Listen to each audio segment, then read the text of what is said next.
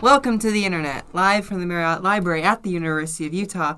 This is the Red Line Podcast. I'm your host, quote, nice vacation tan, unquote, Dunstan, and these are my co-hosts. Kyle, quote, world, quote, traveler, close quote, twice, Holland, and... Alex Fielder. Today we're talking about Houston, an unlikely recent success story in the public transit world. Just how did the city with the dubious honor of having America's largest freeway string together a decent light rail system? And where is it going from here? All this after the news. A rare win this week for fans of transit, quote, not taking forever to build and costing $1 billion an inch. This week, as Edmonton's Metro Line Northwest Extension Phase 1 was completed last month both under budget and more than a year ahead of schedule. The new track, which was expected to be completed sometime next year, will be opening for passenger service to the brand new NAIT/Blatchford Market Station. To be fair, the extension was only 2 stations long, and only one will be immediately open, but I'll take it, man. How many miles is it, the extension? Oh, it's like a mile, maybe. Oh. But still. Huh. Well, at least it was under budget. That's even for a 2-station extension, that's a good win. Yeah, like I usually like to look down on these like micro extensions of rail lines because they're usually emblematic of a larger problem of being incapable of completing larger projects. But if Edmonton is able to complete this under budget and ahead of schedule, that could be a good indication for the future of small and incremental rail extension projects. And they did just open the big, green line in the south or whatever, the Valley Line. You remember that? The MBTA Green Line. No, the UTA Green Line. Edmonton Transit Service. No, that fell off my news radar because I'm not an official news presenter. I see. So I don't know everything. Also, apparently they have built this station so that it can fit 5-car trains. Hey. Which means that the whole of the Metro Line is now able to use 5-car Siemens light rail trains. Okay, I've never really understood the 4-car length limit that seems to apply to every light rail. Like if you look at a subway, they could be anywhere from 2 to 10. Well, because it runs in the street, Kyle. Yeah, not every place has massive Salt Lake City designed blocks. That would do it. You have to remember, Portland can only run 2-car trains because 2 cars is all that fits on their blocks. San Diego can only run 3-car trains because 3-car trains is all that fits on their blocks. I was going to say we could fit We could fit an 8-car train if we really wanted to. Yeah, just not right after a hard turn. It also doesn't work. Siemens LRVs are designed for a maximum of 5 cars. Because of all the aforementioned reasons. Well, yeah, and so this would be the first time a 5-car Siemens light rail train has ever been used in service. Why doesn't Link Light Rail run 8-car light rail trains? Why is Link Light Rail is a better question. So anyway, in other news, I don't work at UTA anymore, so now I can say whatever I want. Ha ha ha ha ha. Evil laughter. So evil. Literally the devil. Buy our merch. It says that on it. Does it? Oh, yeah, it does. Yeah, it does. Yeah. This is announcing our new drop of buttons. Dun, dun, dun, dun. Yeah, they're on our merch website, shop.trlpod.com. You can buy them. Yeah, please buy them. We worked very hard on them, and we're excited to release them. 50 cents a pop, $5 for shipping. Have as many as you'd like. Yeah. Do. So, Houston is somehow America's 4th largest city. Yes, nobody asked this in the form of a question. Thank you. What is Houston? Screw you. All right, back to you, Alex. I should have thought about that. But it's by far the largest in the American South. That's crazy to me that Atlanta is not larger than Houston, but... Anyway. Feels like it should be, given that it has a proper subway, unlike Houston. Yeah, it is kind of weird how big all the metro areas are in Texas. I mean, it isn't. It just seems that way. Hey, yeah, well, this is... Everything's big in Texas. True. Oh, why do you think that Texas is full of such insane conservative LARPers? Because it is home to the world's largest agglomeration of suburbs. Wow. Makes you think. Living in pods. When it turns Eating you the into bugs, living the pods, driving the car, etc., etc. Yeah. Yeah. Anyway, it's central to the U.S. oil and gas industry, as well as countless other business enterprises. And as you mentioned, it's famous for its sprawl. Houston's huge metro area encompasses more than 7 million residents across an area greater than 1,600 square miles, which blows my mind. Yeah, so I have invented a new unit of measurement for the size of a metro area, Rhode Islands. So Houston is basically if you took the population of 4 Rhode Islands and stuck them in 1.5 Rhode Islands worth of space. But I assume Rhode Island has like nature space. Well, yes. That is the least useful measurement I have ever heard in my life. Thank you. It's funny though. 7 million divided by 1,600 square miles is... It's like 3,000 per square mile, right? 4,400 per square mile. Yeah, it's pretty which good. is just about the average density of a one really, really big single-family suburb. Uh-huh. How many on an acre is that? Bloody hell if I know what an acre is. I don't know how many I don't know how many acres are in a square mile. I barely know how many acres are in my house. I don't either, but... Me when I drink a whole acre foot of water. Do you even drink a whole acre foot of water in your lifetime? That's a good question. I'm doing acre feet to gallons real quick. Hold on. No, do it to liters. My brain can only do daily water consumption in liters. So that's about 325,800 gallons. I don't know how many. Well, you drink like half a gallon per day, right? You drink so that's a gallon per day. I don't. It's kind of a lot. If you're being healthy. Oh, you're supposed to do like half a gallon. So that's divided by 365. So you'd have to live to be 1,700 years old. Yeah. Well, if you drink more per day, you could probably do it in a millennium. But maybe including like water usage, just washing, bathing, cleaning. Oh, easy. And then you can do that several times. Factoring like meat consumption and how much water that. Oh takes. God, yep, you'd be done. It's got to be way over an acre foot. I forgot about meat. Yeah. Top 10 ways to kill the climate. I do like that we have a such measurement as an acre foot, though, because it implies that somewhere there is a pool that is exactly 1 acre and 1 foot tall, and if you pour water into it, it is an acre foot. No, that's just a thing the metric people do. I don't think the Americans use such refined standards of weight and measure. Rats. Are you telling me we should make a standard acre foot of water somewhere? Yes, and then anytime anybody wants to know how much an acre foot is, instead of converting it to liters or whatever, they can come measure our acre foot. And then we can take it on tour around the world. On like the back of a truck, like the giant Idaho potato, but it's an acre foot of water. I like that. I can live with that. Thank you to our patrons for making all of this possible. Our patrons are going to pay for the acre foot truck. Or more likely trucks. Anyway, continue, Alex. Yeah, that was a good tangent. But other Houston tidbits. Houston itself is notable among American cities of pretty much any size for not having zoning code. It has some zoning-esque regulatory structures, but no regular zoning system. Which, like you're still not allowed to put a glue factory next to a kindergarten or whatever, but... Isn't there something to do with, like, deed restrictions or something? Yeah. I remember our Professor Reed Ewing talking about not wanting to live next to a nightclub in the avenues if they got rid of zoning. Oh, no. Which is crazy to me.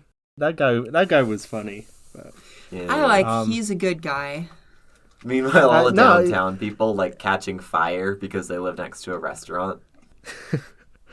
No, he was a nice guy. He was just funny sometimes. But Well, he's like a boomer urbanist, right? Yeah. He's better than most, so. And he's a very smart guy, but... Anyway, Houston is also home to the largest freeway in the United States, the Katy Freeway, which is an abomination and stretches nearly 25 lanes wide in some sections. Famous from like 3 specific pictures, but funny nonetheless. Yeah, the pictures are really horrific. Despite this, Houston still has massive struggles with congestion. Oh, I'm shocked. Color me surprised. Can you believe it? I am also incredibly shocked. Like, how would having a 26-lane freeway not, solve traffic? TxDOT building like multi-layer, multi-level highways every other foot. You know what would solve the traffic problem? Trains? One more lane. Oh. One more lane. Yeah, wrong answer. They're always one lane short of hitting it big and solving congestion. It's like that meme of the diamond mining guy. Yeah. 99% of traffic engineers stop exactly one lane short of fixing congestion. It's the same thing with the gamblers. Stopping right before the big jackpot. And don't get me started on Texas's like funny triple layer freeways because of their like constitutional thing that says every property owner has a right to have access to a road that runs next to their property, and that somehow applies to freeways too. Therefore, every freeway has like a high-speed danger frontage road on both sides in addition to the freeway. Yeah. And then they make like extra separate hub toll. And it's like... Well, despite this awful freeway, it might be surprising to know that Houston's transit system is pretty okay, given the city's poor reputation in urbanist circles. So, this has been somewhat ameliorated, of course, by City Nerd's recent praise of the burg. So, thank you, City Nerd, for lifting up and reminding us about cities that we forget about by going through data sets of every city. Yeah, City Nerd visit Salt Lake City Challenge. Yeah. Come on, we make the list sometimes. Get over here. Yeah, I love how deadpan his delivery is in every single video. Yeah. He's a king. Yeah. So Houston's transit history began in 1868 with 3 horse-drawn lines that were wildly unsuccessful and shut down the next year. That's funny. So a more durable system began operation in 1874 with the establishment of the Houston City Street Railway. Presumably still horse run? Mule run now. Oh. They moved to a more powerful form of traction. And therefore that solved all their problems. Which would drive much of the city's development in coming years. Competitive shenanigans, consolidation, and expansion galore ensued over the next several decades as the city, and thereby its transportation needs, grew rapidly. Reportedly, there was actually a race staged between the Houston City Street Railway and a competitor called the Bayou City Railway to build a line to City Hall the fastest. So there was like an argument as to whether they should grant the HCSR a monopoly. And so Bayou Street's like, oh, we're going to beat those motherfuckers to City Hall. And then they beat them to City Hall, and like some, kind of like libertarian-minded city councilors were like, well, I think they ought to be able to stick around, competition, this, that, and so forth. So that's funny. Man, the ye olde days of non-municipally run transit were fun, where the city planners are just like, all right, we want a line here, go for it. And then the private railways are like, can we build here? And the city planners are like, all right, bet. So electric streetcars had fully replaced most lines by 1892, and expansion of the various systems continued throughout the next two decades.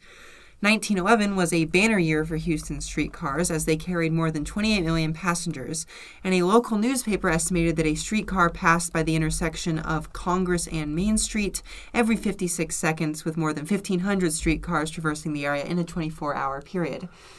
This is like Roar of the Four Muni level shit, right? Yeah, like yeah. Streetcars It just goes. Yeah, that's pretty unbelievable. What do you want to bet people rode the system to since there was service? True. 1927 marked the height of streetcar transit in the city, with 27 streetcar lines running over roughly 90 miles of track.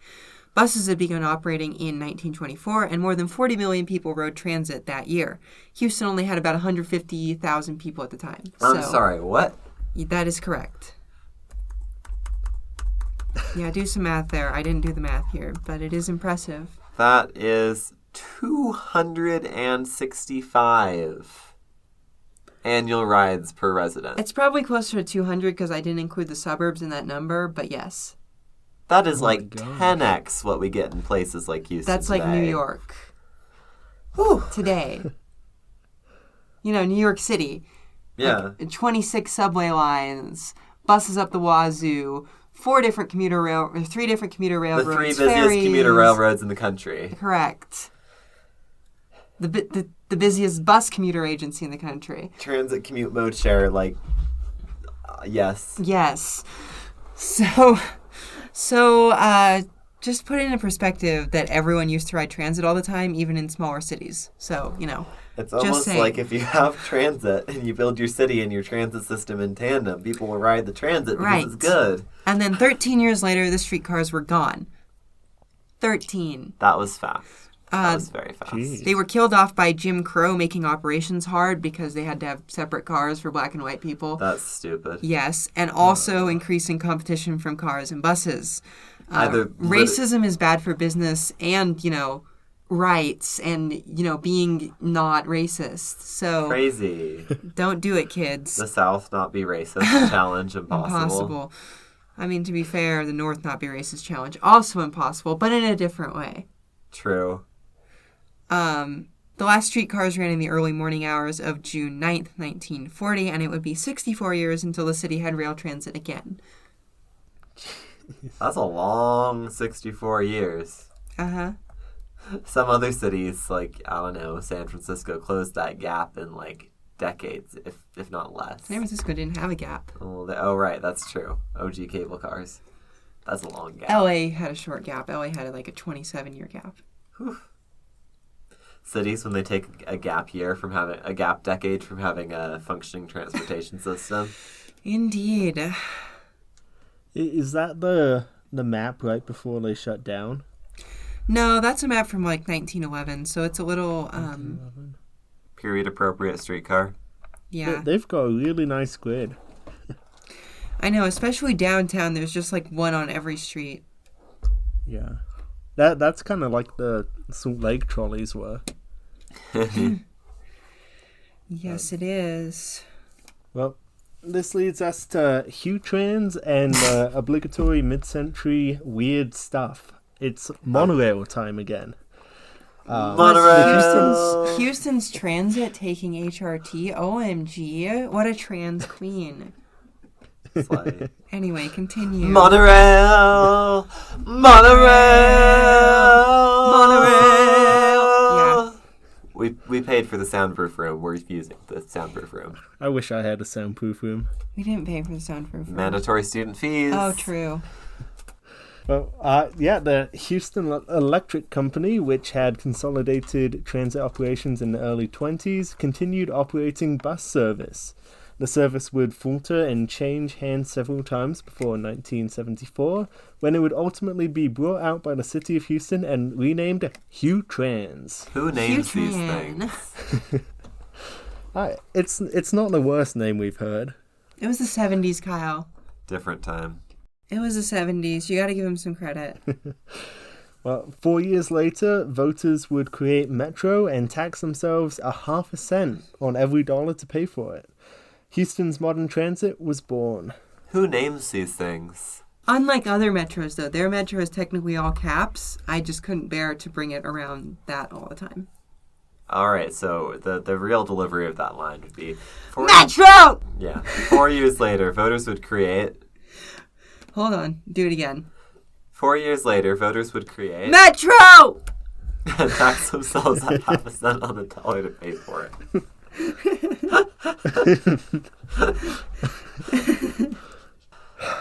Man, more people should listen to our podcast. We're fucking hilarious. Anyways, Yeah. Houston. At the same Houston. time, Houston was undergoing massive suburban expansion, leading to the enormous system of highways and endless suburbs that make up the city today. The Houston metro area only had 500,000 people in 1940, and by 1980 it had almost 3 million. That's a lot. That's like That's 500,000 a decade, And to think plus a little extra. that's a very large amount. And I think the proportion of that's going straight into new build post-war style suburbs Is 100%. probably pretty close. Which has caused no long-term problems at all. No, it does Zero. not have lasting None. effects. No Perfect. problems. Nope. No complaints at all. But before we get to the modern age, Monorail! Monorail. Monorail! beautiful. Anyways, continue. Texas Skywards builds a 1,600-foot long monorail line in the Houston Fair Park in 1956 as a demonstration project for the potential of monorail transit. It was later moved to Dallas. As we all know, the technology didn't really go anywhere. Regional planners, when they care more about Oh, how you wait, cool though. the train looks Because than how well it monorails will be works. back.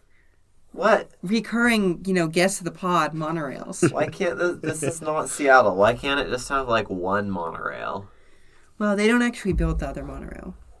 Well, they don't build this one either. Okay. Gotcha. Got my ass. You say, shrinking into a corn cob. I do say that. All right, go on, Alex. We believe in you. Okay. HARTA, is that the right pronunciation? Who names these things? Houston Area Rapid Transit Authority. It's a great name. It makes perfect sense. Rolls off the tongue better than WMATA. WMATA. I think anything goes off the tongue better than WMATA. But There's no Marta. HARTA almost happened, sorta. HUTrans, which coincidentally is also a transit agency acronym. HOUTRAN? No, SORTA. SORTA. Oh my god. The Southern Ohio Regional Transit Authority. Wait, that's the actual unironic name. It's Cincinnati's transit. Sorta. They named it sorta. And it sorta works? Well, it's like SEPTA a little bit. The Society for the Elimination of Passenger Trains in America. There you go. Bit more on the nose, though. Well, yeah, HUTrans proposed an 80-mile, two-phase heavy rail rapid transit system with a downtown subway, serving most parts of the inner loop, which was the densest part of the city. Let me guess. This inner loop is made out of freeway. Yeah, so it's I don't know which freeway it is, but I forgot they had like 3 loops of freeway. Yeah, so it's not the downtown one, but it's the other one. The normal The next beltway. one out, and then the third one out is much further. So, and they're working on a fourth one. Well, the plan was defeated in 1973, as was a much more modest 18.5-mile proposal put to the voters by Metro in 1983. They really just had no luck with these plans. There were like 5 of them. Yeah, the 18-mile one is below here. It was just like a single line out into the southwest suburbs. Oh my goodness. Yeah, I can see why that one's no good. Well, I mean, it would have been that fine. Good start. Is that freeway loop around downtown, is that real? Yeah. Yeah. That's there today. Oh yeah, and another one. Here, look on Google Maps. Audience participation moment. I didn't know they encircled downtown so close. Oh, it's very encircled. Yeah, they have, let's see, there's 1, there's 2, there's 3, and they're still kind of working on the 4th one, but they almost have 4, like, ringways.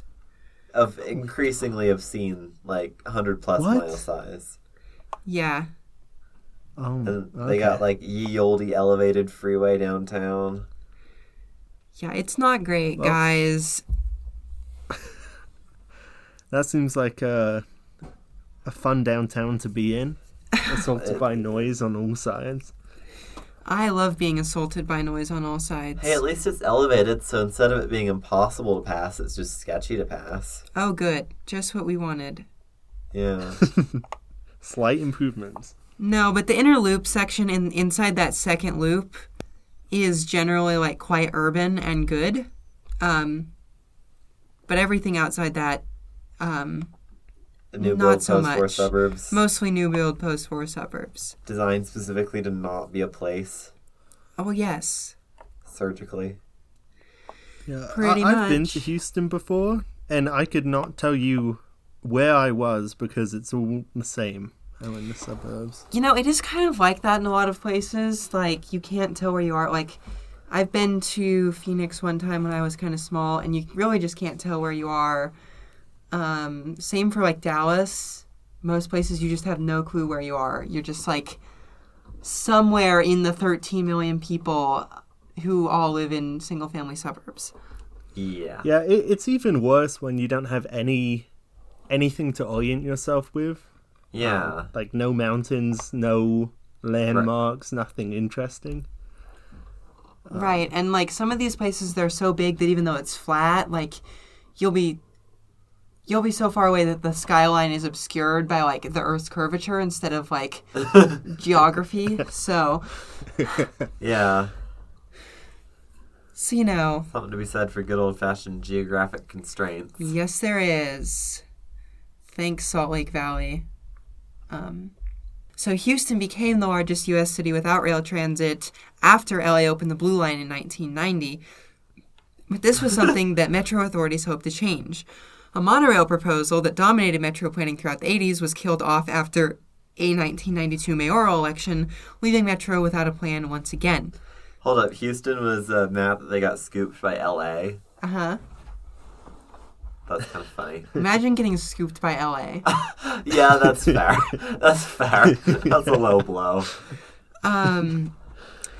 But after that, they finally just bit the bullet and built the original 7.5-mile Red Line, then called the Main Street Line, without any federal funding or tax increases, which had killed off previous plans. Texans, when they have to pay for goods and services with tax money. Oh, they just paid in property taxes. Like, I hate to break this to everyone, right? But everyone who's moving to Texas because of lower taxes is stupid because you're just going to pay out the nose through property taxes instead of income taxes. Roberta says a different way to do taxes. Correct. Really, the only winners are the people who live in Vancouver, Washington, Massachusetts. and shop in Portland, Oregon. True. And also, yeah, Massachusetts or whatever. What's their deal? The best place to live on the planet, probably. Massachusetts? Uh-huh. How do they do Like, taxes? objectively. Or they do it just income taxes. They're a blue state. They do Oh, income right, taxes. right. And they have high-quality goods and services provided by the government. Whoa. And also, everyone is quite rich, generally. And like therefore, New they're England- paying lots of income tax to everybody's benefit. Right. I saw something that said that New England may actually be the best place to live on the planet. So, just like based on quality of life and life expectancy and other such things. So, anyway. Ask a Rhode Islander if this is true. Yeah, well, we can fit many Your people exercise. into Rhode. We know we can fit at least, a Houston into a Rhode Island. So, God willing, Providence will have 8 million people. Someday. New York to electric Also, boogaloo. quite interesting that the entire Houston metro area has less people in it than New York City. Okay, that's kind of pathetic. Anyway, continuing. They also passed a referendum calling for 64 miles of new light rail in 2003, which was turned into BRT and then into rail again, and then back into BRT over the next few decades, with barely any of it getting built.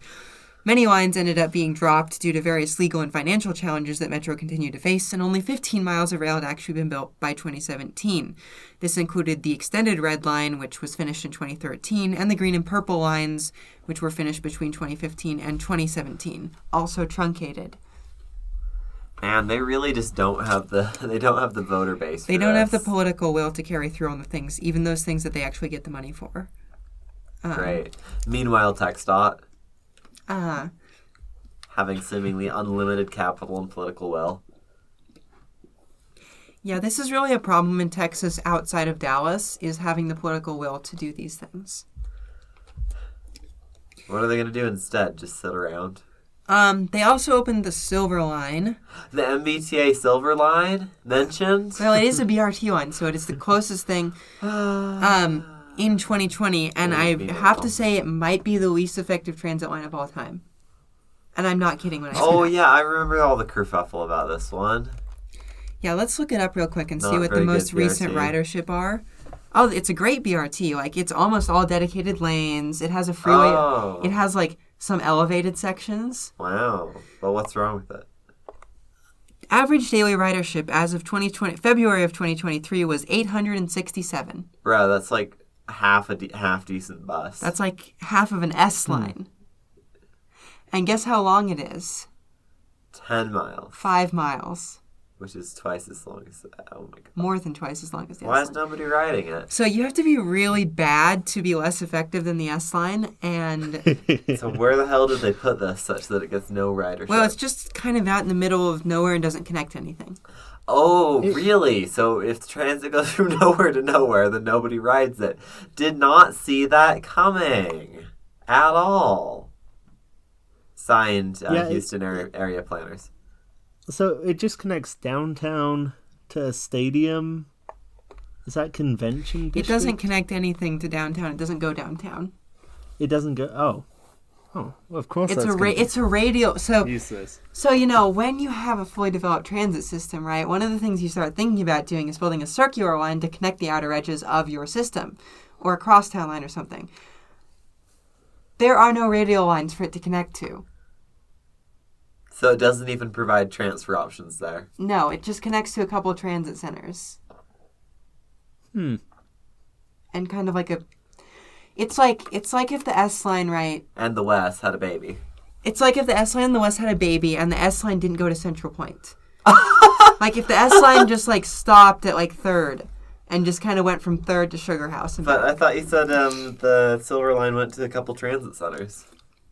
Is one of them a DART station? Or sorry, whatever the Houston Light Rail station is? It doesn't connect to the light rail. It doesn't connect. What? It doesn't connect to the light rail. There are no other lines it connects to other than one or two sort of frequent buses. It doesn't connect to the light rail. What? That had not even occurred to me. Just looking at this map. Yeah, look on the image below. Look on the image below because you can see where the silver line is as opposed to where the other lines are. So the red, purple, and green are the ones that are built, and then the silver line's kind of over here, but it doesn't connect to anything else. Oh my goodness, that's far out too. I'm just gonna say, looking at this map, I feel like it's a bad sign when to designate where places are, you have to put the freeway on the transit map. That is a very bad so people sign. know where they are. That's a very that bad concerns sign. me a lot. Yeah.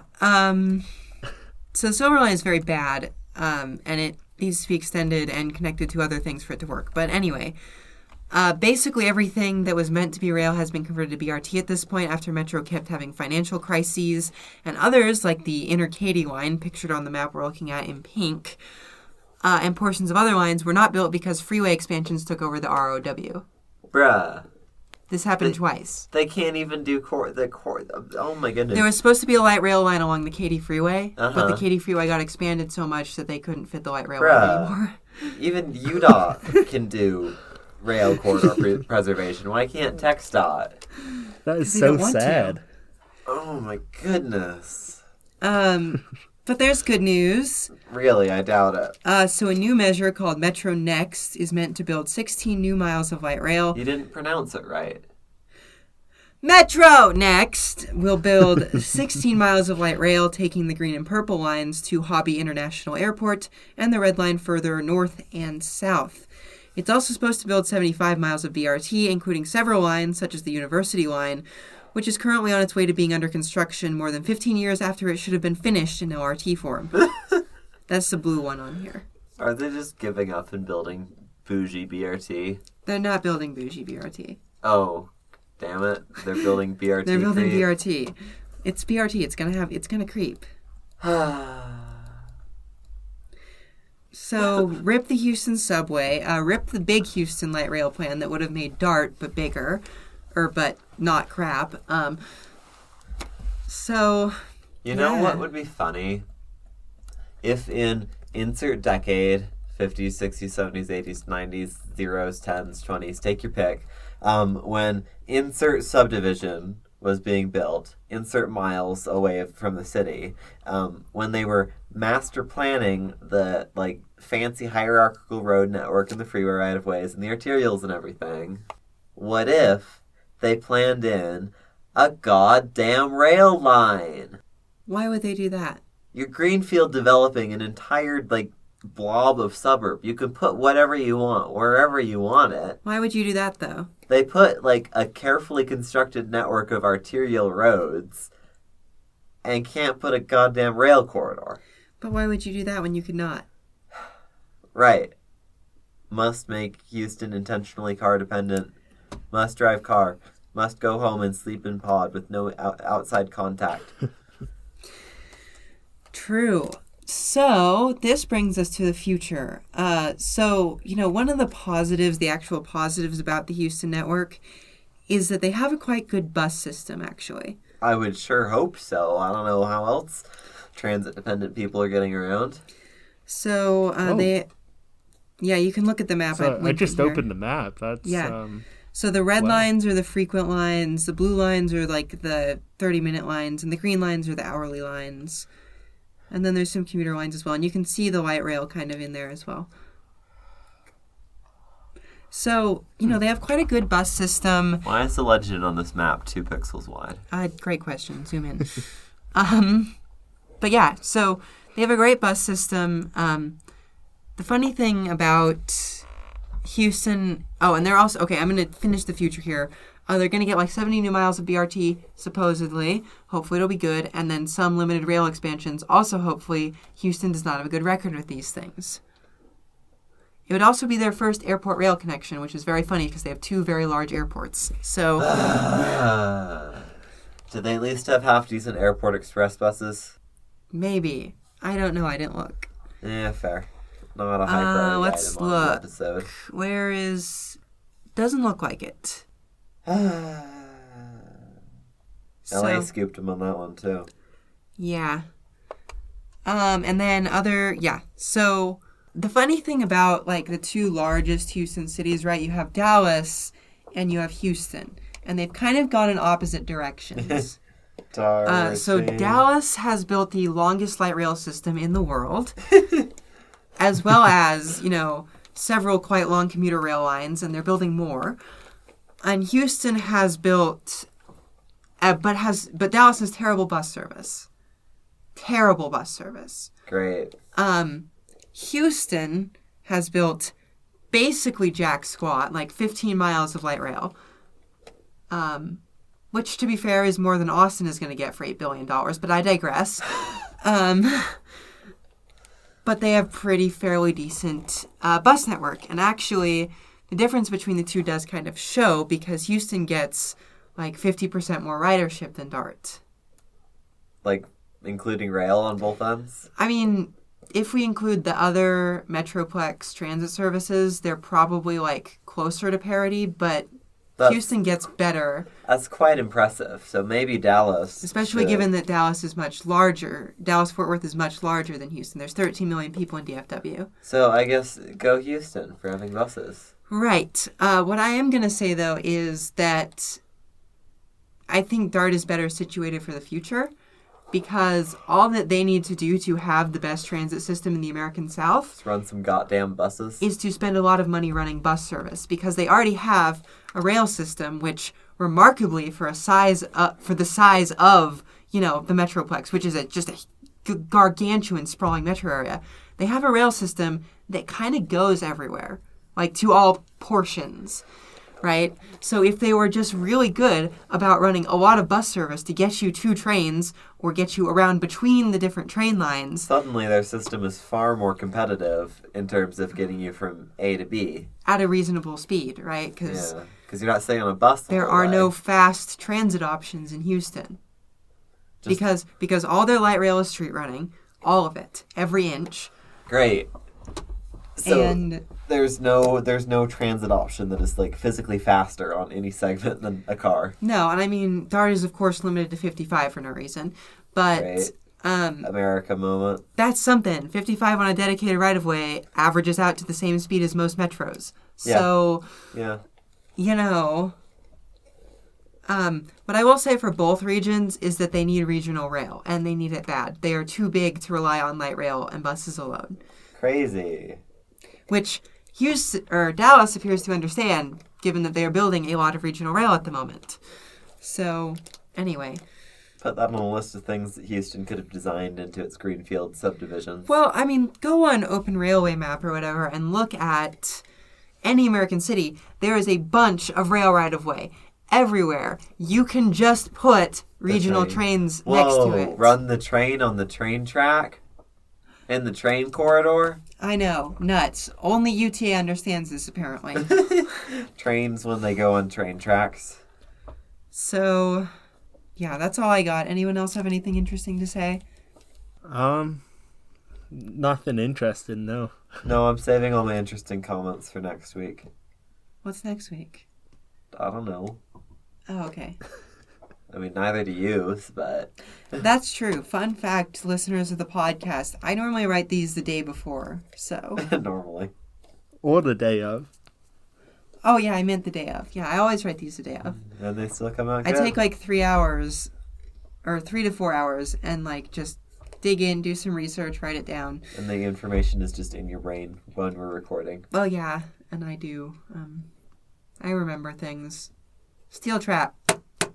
Ow. And most of the things are correct. Hey, this is not the Lies podcast. The Real Lies podcast. The Real Lies podcast. Oh, I need to put that on some merch. Misinformation is fine as long as I say it. For example, Donald Trump eats poop. All right. Is that even false? I think so. I hope so. The misinformation revolution and its consequences have been a disaster for this podcast. No, that's disinformation. It was intentional. Oh, yeah, true. So anyway, do with that what you will. I should clip that and sell it. Please remember to like, comment, and subscribe on YouTube, and to follow and leave us a rating on iTunes and Spotify. If you like what we do here, consider becoming a member on Patreon. Patrons receive early access to our regular content, as well as exclusive content and occasional merch drops. Speaking of patrons... Yeah, give me a minute. I was thinking for merch, now that we've got the store up and running, we can do like the occasional mini merch drop where we just send out specialized coupon codes to patrons by tier for the merch store. So instead that's a good idea. Yeah, so instead of having to work our butts off for a merch drop, well, we'll probably still do that when we come out with new items. Then we can just have a little here and there thing. At Houston Subway tier, we have Zach Adams at $69.69 a month. At Houston Monorail tier, we have Generic GT at $35 a month. At regular Frontrunner tier, Curtis Herring, Devin Zander, McKay Ransom, Mike Christensen, Phobos2390, and Tony Stunts. That's $10 a month. Frontrunner when it's better than Houston. Yeah, thank you, Frontrunner patrons. And at our Redline tier, $5 a month, we have Brian Smith, Christopher Whaley, DJ... Hi, Will. Watkins, Elijah Kensler, G4, Jacob Whitecotton, Jesse Mayo, Reluctant LA Resident, and Robert P. Walsh. At our Blue Line, not saying which, pick your favorite city, tier, $3 a month, we have Alex... Portland. This is an exercise for the viewers, not you. Now keep out of my Blue Line. We have Alex Stykelski, Alice MYOB, Ben Buseth, Bradley Bondi, Ethan McDonald, Evelyn, Gonzo12, Jack McCoskey, Martine Hecker-Martinez, Matt Gray, Oliver, Seth, Sky Lakowski, and Zach Verstaat. At Grind tier, Houston edition, we have Andrea Levine, Benjamin Wood, John Herring Gorman, Joshua S. Horvath, and Kapil. Thank you all. Yeah, thank you. And we also have 4 free members. I don't know why that's a feature on Patreon. You don't actually get to see anything we've posted, but thanks y'all for clicking the button. Yeah, you are cool.